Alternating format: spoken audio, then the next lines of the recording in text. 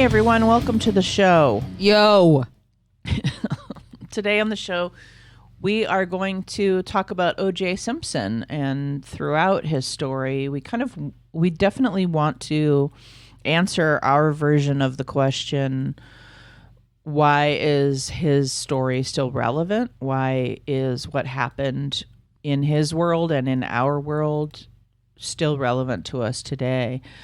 I watched the 30 for 30 OJ Simpson Made in America, I think it's called, and it's really good. It's almost 8 hours of a full story, and it's very interesting, and I recommend it. I also read If I Did It, Confessions of the Killer, which was originally ghost-written.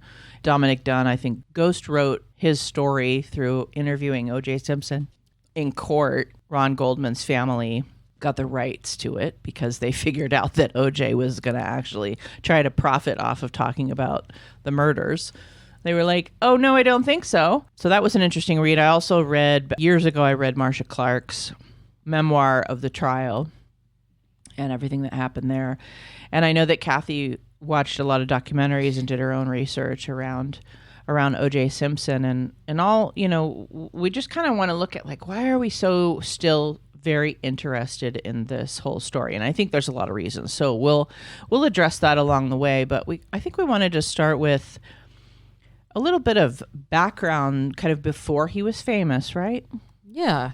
OJ, born Orenthal James Simpson, which I think he was named that simply just because I think it was his mother or his grandmother loved that name. He was born on July 9th, 1947. He grew up in San Francisco, California, and he grew up in a very low-income neighborhood, Potrero Hill, and was described to have a pretty troublesome childhood. And his maternal grandparents were from the South, from Louisiana. And like I was just noting a moment ago, his mother gave him the name, I guess she told him was the name of a French or Italian actor she liked. I think that's where it came from. Like we hear, I knew once, not to digress, a guy I met and his name was literally Han Solo. Oh, righty. Yeah. I'm sorry. He was an Asian guy too. It was very interesting, but his parents loved Star Wars. So okay. As a child, he had some health issues and he wore braces on his legs. And that was somewhat of something he was kind of ridiculed for or made fun of. Kids are mean, especially back in that time where it was like fair game if you were different to be bullied. But he would also start to pick up things like scalping tickets and finding very interesting hacks to making money on the side.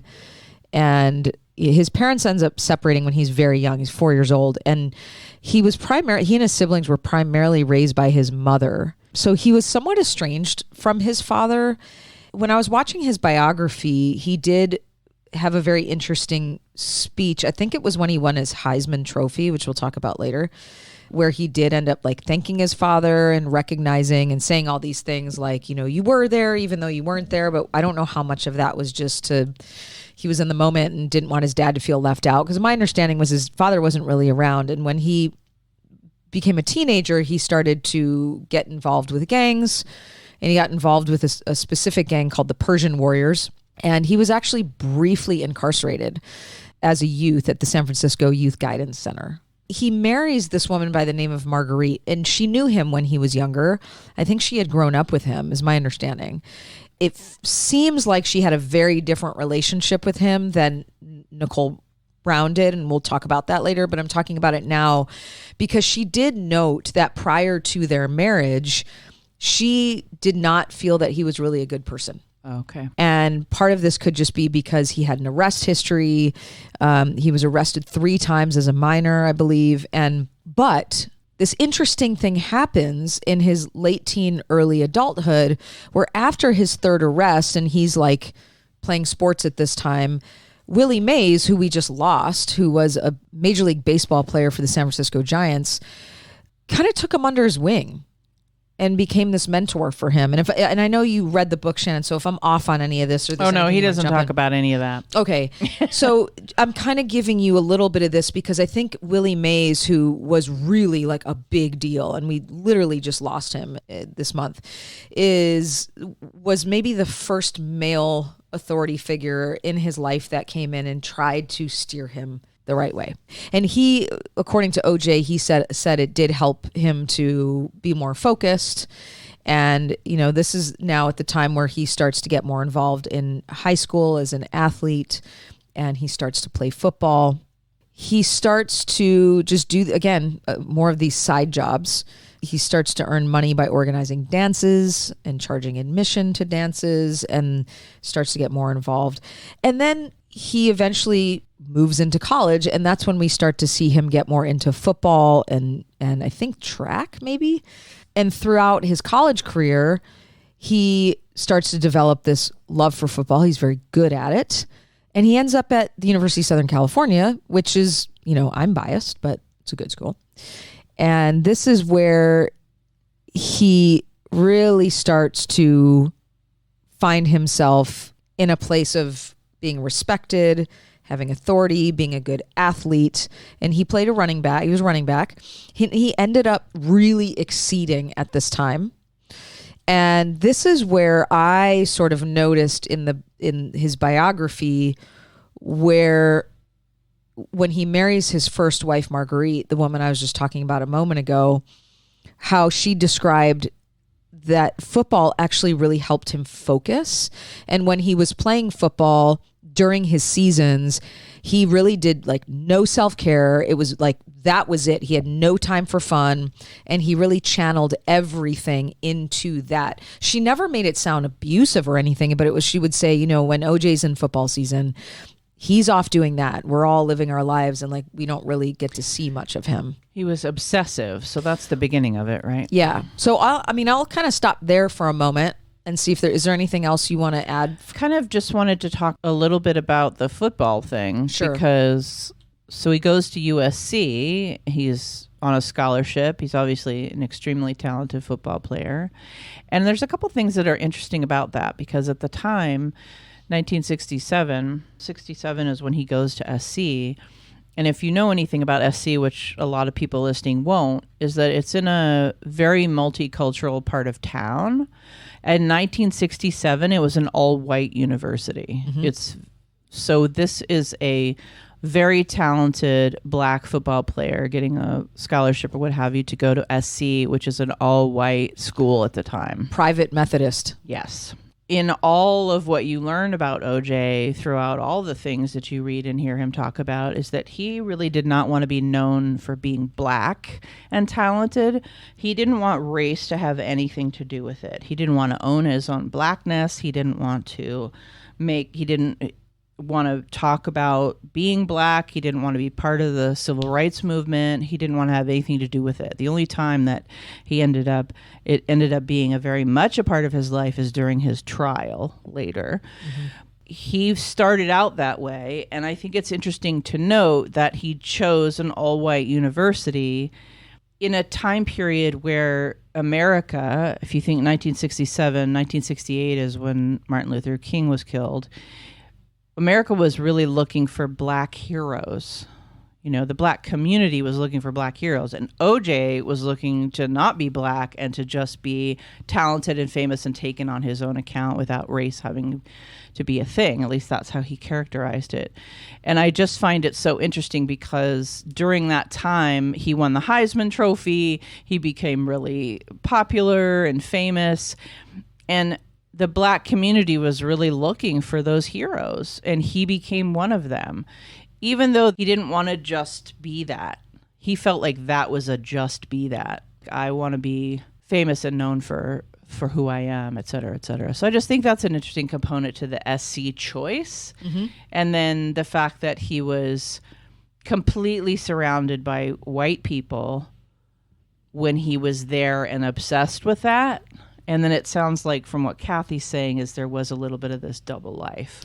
Yeah, and then also just to add also to what you were just saying, Shannon, about the racial thing is there was a controversy around the fact that he didn't participate in the boycott of the 1968 Olympics, which was supported by people like Martin Luther King, who was taking a stance on racial injustice in the U.S. and another part of himself to sort of deny his blackness and the importance of the social justice movement, because maybe in his mind he needed to believe that he was already privileged and not part of that social injustice. I don't know. Yeah, I mean, when he went to SC, he realized he was pretty privileged, and he was treated like what college athletes are often treated like, is special and unique, and in an all-white area. And a lot of the people that knew him then talked about how, you know, he wanted to be pleasing to the white gaze, so to speak, because he saw that as his way, right? Like, he's trying to be famous. He wanted to be an American hero. Like, the people that knew him talked about how, like, he wanted to be an American hero. He wanted to be famous. He wanted to be special. He wanted to be in the public eye. And I think when he went to SC, and the people that he was pleasing were all the administrators and the coaches and all of that, and all of those people are white, I think he got himself into a situation where he needed to be pleasing to those people.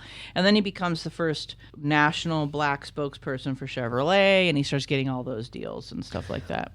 And I think he wanted to also escape what had come out about, you know, I don't know this for a fact, but I'm imagining being a young black man. He was raised by his mother. His father later comes out as gay and dies of AIDS. And so you have like a double bind of already the stigma against the black community and now the queer community at this time.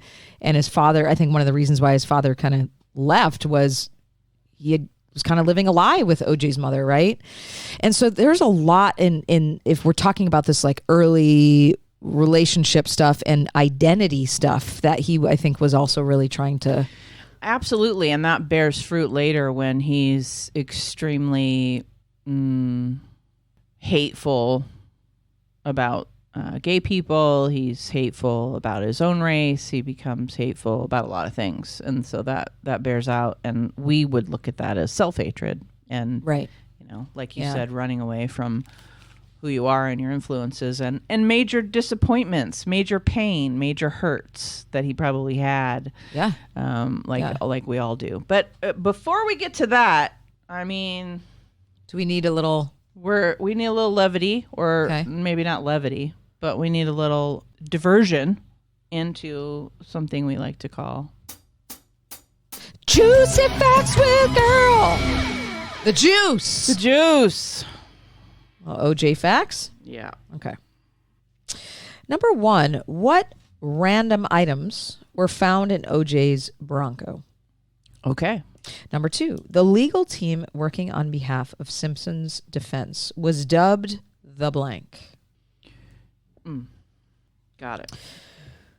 Number 3, what did the Simpson case pave the way for regarding media?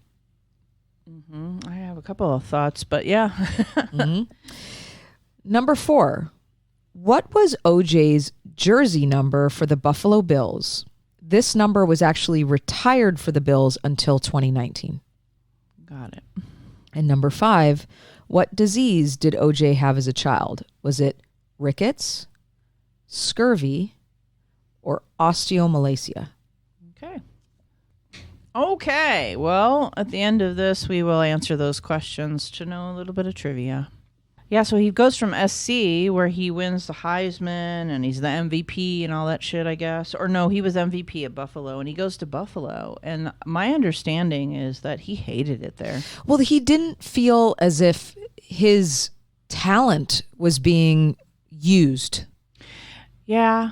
I also heard that, like, people that knew him said, you know, this is away from the starlight. This is cold. He's used to LA. It's freaking upstate New York, freezing in Buffalo. Freezing. Yeah. He's got to play in snow and sleet and all that. And it's away from the famous people and the career he was pursuing. So he ultimately ends up leaving Buffalo and doing commercials and becoming the Hertz man. That's what I remember. Oh my gosh. Yeah. And then he gets injured, right? And eventually, I think it was 1977, his career starts to change because of this injury. Yeah. And then he ends up being traded to the 49ers. Yeah. And then what happened? I don't know if it was anything really memorable. I mean, he played great football, and I think he got his name back.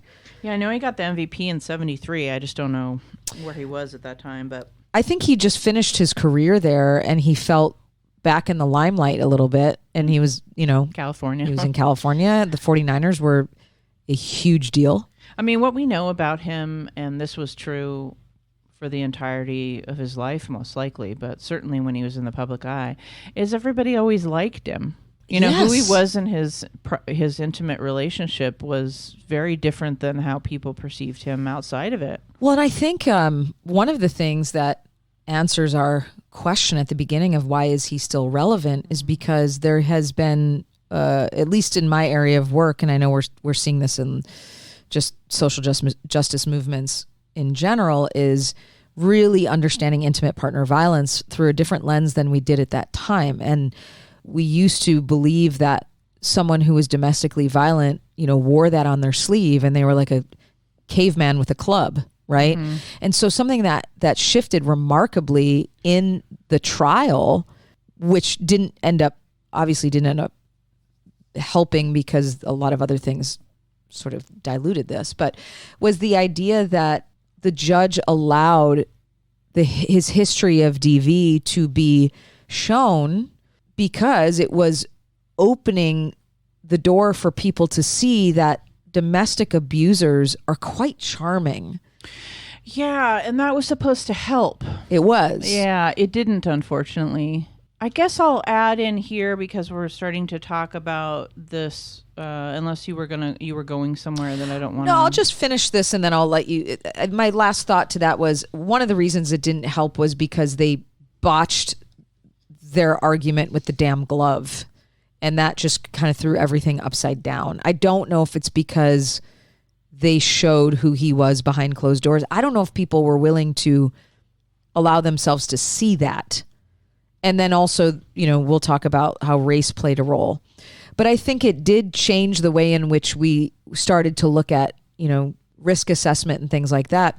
DV is very, very, very hard to prove through psychological assessments and things like that. So you look at someone like him, and what have we done in the past is we've just relied on how they appear and how they, and this was one of those cases that people were like, that guy was violent. He was really, really, really Adored. well liked. He was loved, well liked. Everyone liked him. He could move in all different kinds of circles. This is exponential. I wouldn't, and I know Kathy wouldn't want this either, is a lot of times when there is DV involved, the person is not this well loved or well liked or successful or any of that. Like, they're not this charming.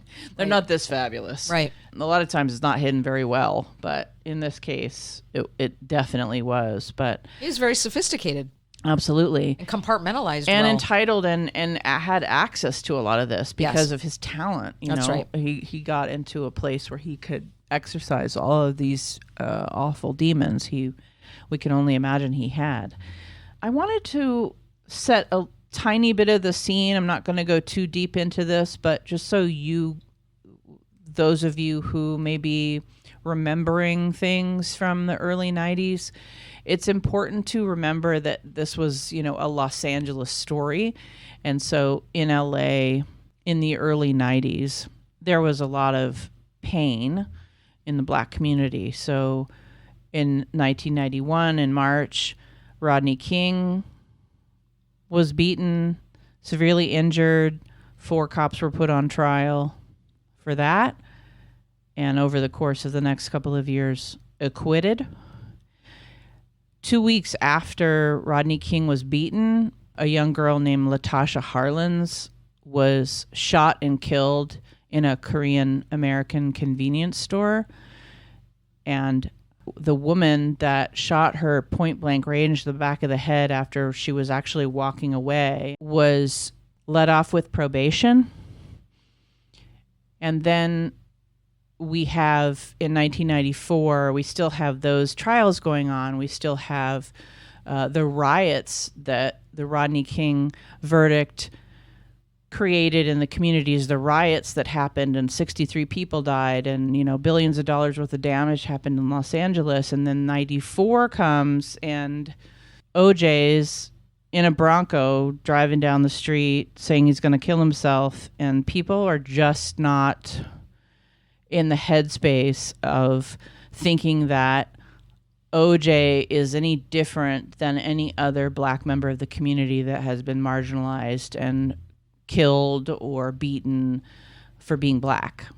So just not in the headspace to think that that's anything other than that. Right. I mean, that's just... No, you're right. It's like super important to just know going into that trial, that's where people's headspace was. And also, they moved the trial out to Simi Valley. It's an all-white community at that time. I'm not sure what the demographics are of it now, but I know it's not as whitewashed as it was then, and it was a very small community. And so they were trying to move it just outside of LA and to a smaller pool to try to get away from whatever. And what they end up doing is they move it to an all-white community, and then they have a 75% black jury, 8 of whom are black women.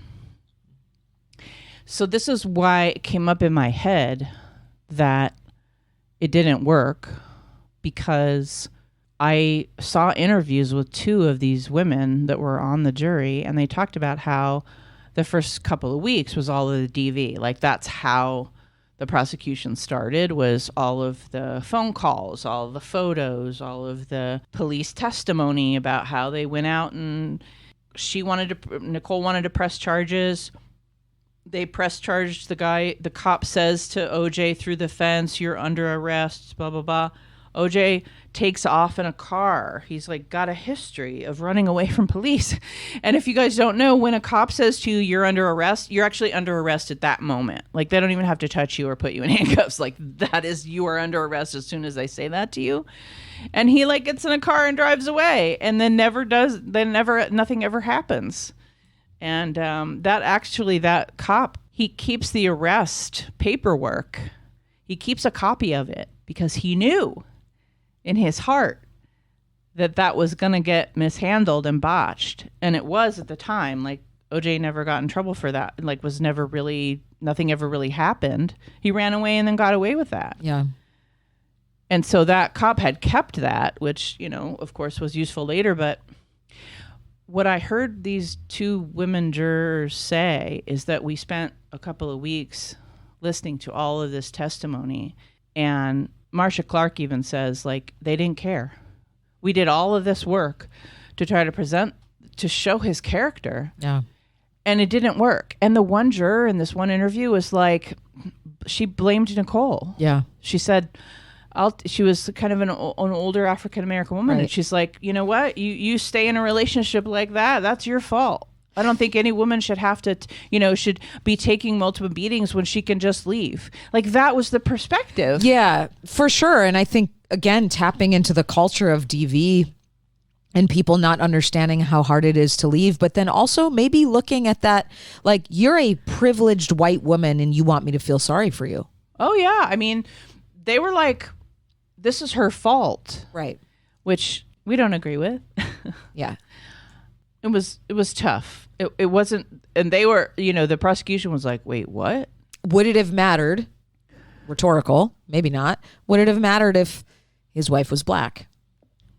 Oh, every interview I've seen about this whole situation is that if this was a black woman that was murdered and a black male waiter that came to return the mom's glasses, which is why Ron Goldman was there, that this would have never made any kind of news whatsoever, practically, even though it was OJ. I agree. And I still think he would have been innocent simply because of the way in which we devalue black women's lives. Yeah, they wouldn't even have gone, it wouldn't even have been, I don't even think he would have felt like he needed to run away. No. I mean, she would have been invisible. Yeah, it wouldn't have gone anywhere because of how we devalue people. And that's why this is all still relevant. Absolutely. And I think that this is another reason why having black female jurors was brilliant on their side, especially after King and all this other stuff. They weren't going to look at this white woman and have empathy for her, Nope. even if she was killed by him. No.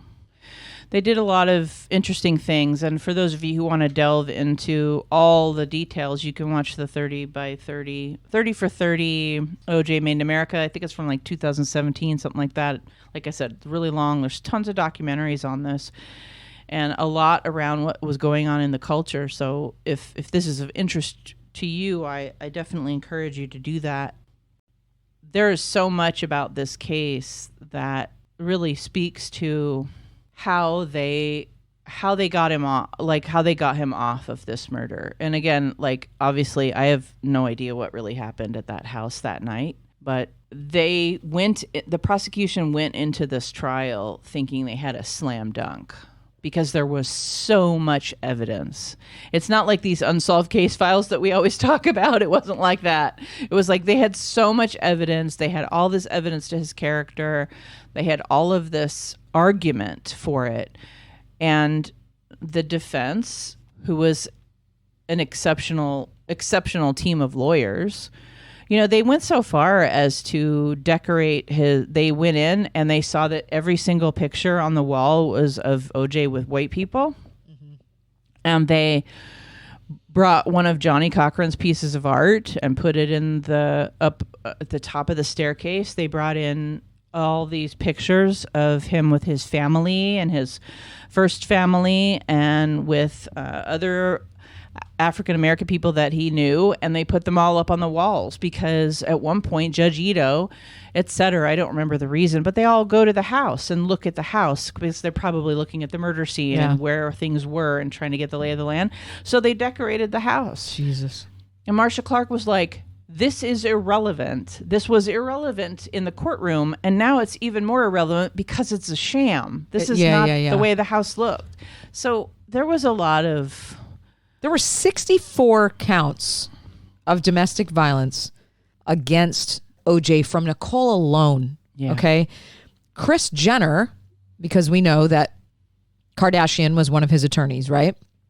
Kris Jenner, who was a friend of Nicole Brown, remembers that Nicole at one point said, OJ's going to kill me and he's going to get away with it. And it's something she shared after, right? And this is, so we have multiple things that are happening as to why this case is still relevant. We have the racial stuff. We have the domestic violence stuff. And then we have how that can cross over. And then also just there's a lot of discussion around white women's power, white women with black men, white women's tears, all of that stuff. Mm-hmm. And it's very complicated. It goes to show you, as someone who works in court, I will say that court is a chess game. It's not about evidence. It's never about evidence. It's about how you paint the argument and what is politically relevant. In almost every case, sometimes I'm on bigger cases, sometimes on high profile cases, but the majority of cases I'm on are quite small, and it still plays out in those court cases. Mm-hmm. And I think that's where people become jaded with our justice system, is it isn't made for minorities, right? If we look at this situation, although OJ was a black man, he had a lot of privilege in this dynamic as a celebrity, as the financial leader in this dynamic, as a man. And although Nicole definitely has her own level of privilege, to me it's arguable who was actually more subjugated, because Simpson had all the following. And they were coming off of, if this was not OJ Simpson, then by far would I look at a black man in this situation and go, he's probably still more subjugated than her. But in a dynamic like this, it was tricky because he did have a very, very powerful celebrity and white protected following that made him, and then coming off of these riots and things, put him in the perfect position of being a perpetrator and being protected. Nobody wanted to believe that he was a wife beater. No. Nobody. You listen to these 911 calls where the 911 operator can hear him screaming and yelling and all of that in the background. And she's telling you, and then she shows up and she's got, welts on her face, and the situation I was talking about before, where the cop puts him under arrest verbally, and he like runs away. She was hiding in the bushes, and as soon as she saw the beaten. cop, she ran out in her bra and pants, and like to the safety of the cop car, and had all of this was actually happening. Now, here's an interesting piece, though. As part of our Patreon, we have a Discord, and on the Discord, we have a couple of book clubs, and one of the book clubs is a true crime book club. And last couple of months, we read If I Did It, Confessions of a Killer, which is the book I was talking about earlier. This is so fascinating because, by the way, all the proceeds go to, I believe, the Ron Goldman Foundation, because the family sued OJ, took the rights away from him, published the book as a confession. That's why they call it Confessions of the Killer, and are reaping the proceeds from that to fund this foundation. So buying it, reading it does not fund OJ's. He's deceased now, but it wouldn't have funded him anyway. Anyway, you listen to I listened to it as an audiobook, and there's like a foreword and an epilogue and all these really interesting pieces. There's one by Dominic Dunn, and there's one by the Goldman family, and those things are very interesting to bookmark how this came about.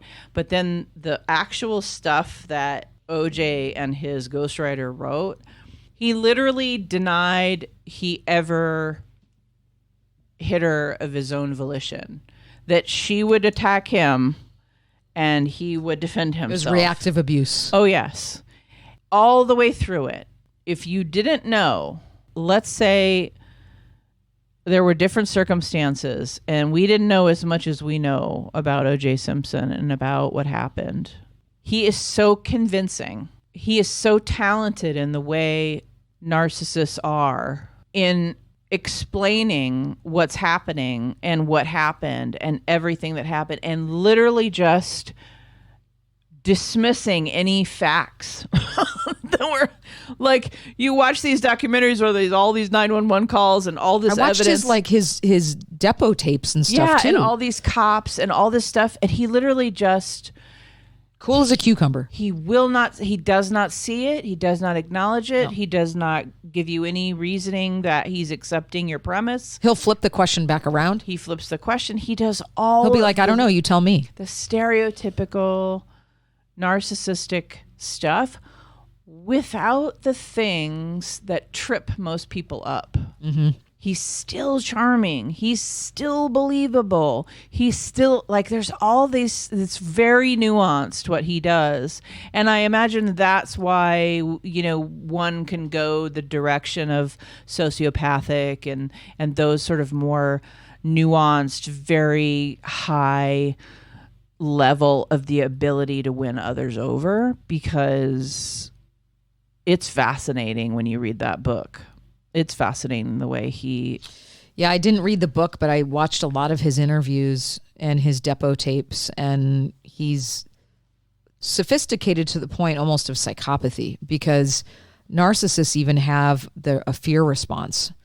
And it's like, that's not even there. He's so calm. Yeah. He's so collected.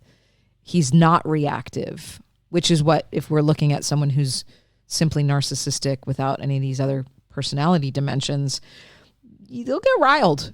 They'll get reactive. Yeah, that's why I say I think then you got to go towards that, because once you listen to them, you realize, because narcissists are so obvious. Yes. To me, like so overt. Obvious, so overt, so aggressive. Yep. All of that thing we see, aggressive narcissism in our society and our leadership. And you don't get any of that from him. He's too cool.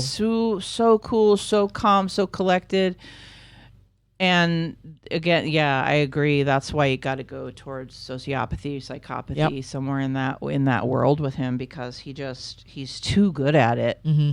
It's really, really creepy. It is creepy. Listening to that book was pretty creepy. Like, I would literally have to step out of it and go, was he narrating it? Was he doing the voice? Oh, no. No, okay. No. The Goldmans would have never let him do that. Oh, that's right. Sorry, I forgot it was the Goldmans. But it was some gentleman, I'm sorry, I don't know the voice actor's name, but was doing it, and I was really convincing. But it was that dissonance where I know all this. I believe him or his son or whoever, like, I don't know who did it or what happened, because there's a couple of theories that maybe his son did it and all that. You can go down rabbit holes. Whatever it was, he was involved, and I believe that completely. But you're listening to this and you're going, oh, huh, yeah. I mean, you have to step out of it and go, oh, wow, this is fascinating how convincing he is. And, you know, you guys listening might say, like, oh, I would never have that feeling if I was listening to it. But I'm just explicating the fact that he's at another level. I would say just one more thing before we get to maybe some answers. Some facts. Some answer facts. One more thing I just want to mention is that another thing that goes in with this narcissism, psychopathy, wherever we're going with that, is that when he takes off in the Bronco, the whole reasoning and the whole thing was that he was going to kill himself. And he had his friend driving, and the reason why cops started following him, and they even called the police, is because OJ is in the car with me and he's got a gun to his head and he's going to kill himself. And that's how it started. And then he wouldn't go in the house. When they finally decided to go to the house and he's still in the car and he's not getting out, they get a negotiator on the phone, and it's all, I'm going to kill myself and I don't need to be here. I don't want it, and he's doing all of that. Now, I can only tell you that experience tells me, or just like knowledge of these kinds of things or these kinds of personalities, is that threatening suicide is often one of the ways they garner victimhood in this. Yes. One last time. Yes. Is I'm the victim and I'm suicidal now because of all of this. And so I'm a victim of this situation.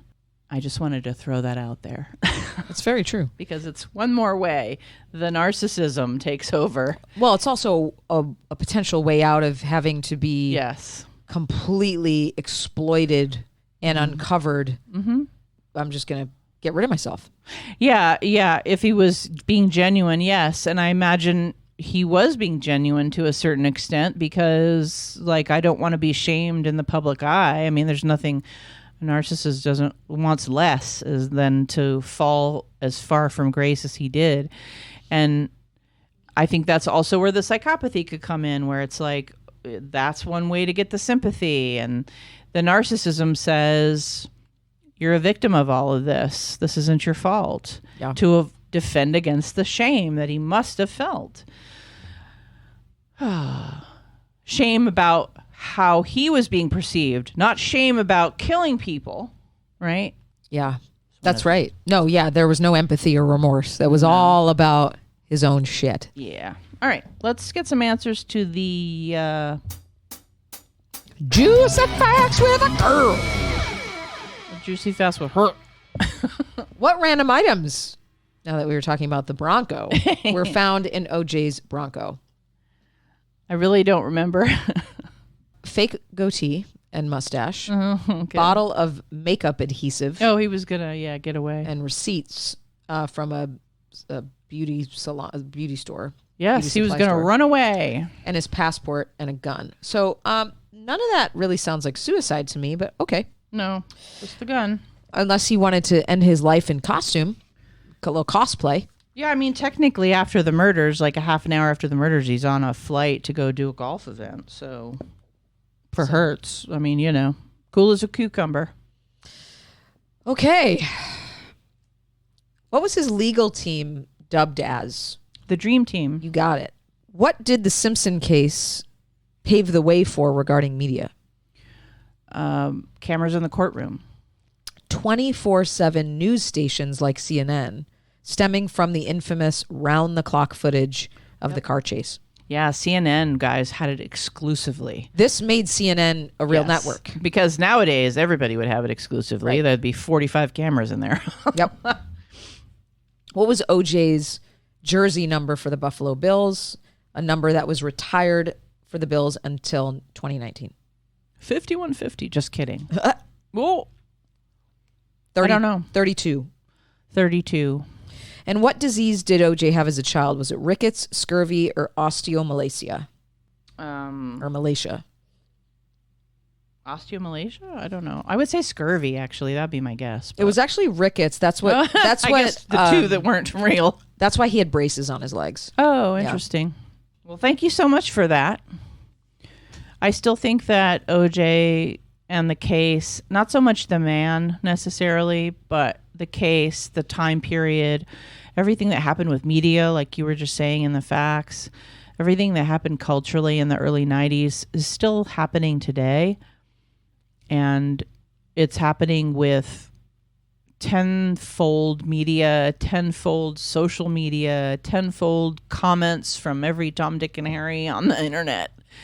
So much coverage of so many different places where, well, like Kathy said, one of her niches at work in particular is social justice. And so it's got to be incredibly relevant to your work still. Well, and Nicole Brown is the reason why we have national DV hotlines that started in 1994 after her death. The domestic violence organizations created the hotline due to that.